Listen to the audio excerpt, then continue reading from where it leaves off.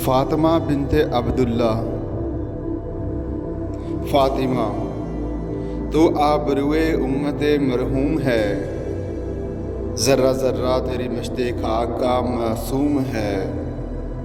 ये सआदत पूरे सहराई तेरी किस्मत में थी, गाज़ियाने दी की सिकाई तेरी किस्मत में थी।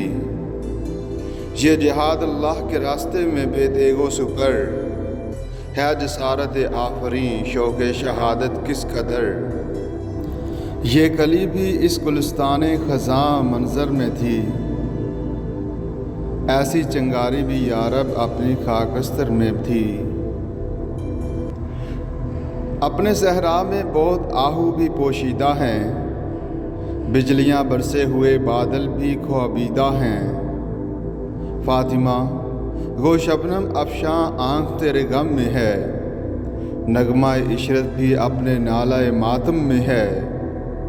रक्स तेरी खाक का कितना निशात अंगेज है, ज़र्रा ज़र्रा ज़िंदगी के सोच से लिबरेज है।